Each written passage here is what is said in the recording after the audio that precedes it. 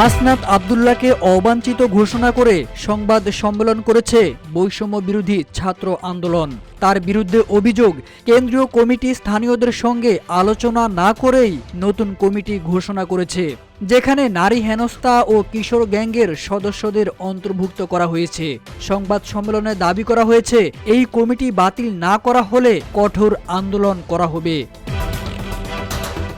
শিক্ষার্থীদের অভিযোগ, কমিটিতে সম্মুখ যোদ্ধাদের সুযোগ দেওয়া হয়নি, সনাতন ও অন্যান্য ধর্মাবলম্বীদের মূল্যায়ন করা হয়নি, এমনকি নারী সহযোদ্ধাদেরও অবমূল্যায়ন করা হয়েছে।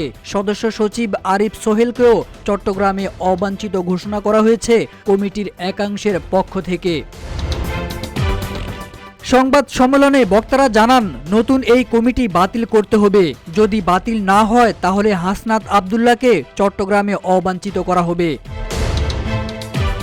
সংবাদ সম্মেলনে বক্তারা জানান, নতুন এই কমিটি বাতিল করতে হবে। যদি বাতিল না হয় তাহলে হাসনাত আব্দুল্লাহ চট্টগ্রামে অবাঞ্ছিত হবেন। তারা আরও বলেন, যারা আন্দোলনে মাঠে ছিল তাদের বাদ দিয়ে সুবিধাভোগীদের নেতৃত্বে বসানো হয়েছে। আমাদের সঙ্গে কোনো আলোচনা করা হয়নি। আমরা এই কমিটি প্রত্যাখ্যান করছি এবং পদত্যাগ করছি।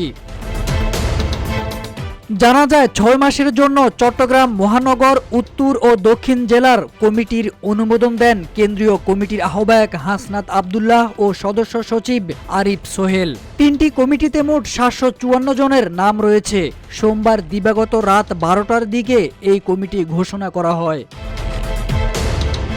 18 ফেব্রুয়ারি চট্টগ্রামে প্রেস ক্লাবে বৈষম্য বিরোধী ছাত্র আন্দোলনের একটি অংশ কেন্দ্রীয় আহ্বায়ক হাসনাত আব্দুল্লাহকে অবাঞ্ছিত ঘোষণা করে সংবাদ সম্মেলন করেছে। সংবাদ সম্মেলনে দাবি করা হয়, 3 কমিটির অন্তত 50 থেকে 100 জন পদত্যাগ করেছেন। এর আগে গতকাল বৈষম্য বিরোধী ছাত্র আন্দোলনের নোয়াখালীর লক্ষ্মীপুরে নতুন কমিটি ঘোষণার একদিনের মধ্যেই 28 জন পদত্যাগ করেছেন। তারেক আজিজ খান, রূপালী বাংলাদেশ।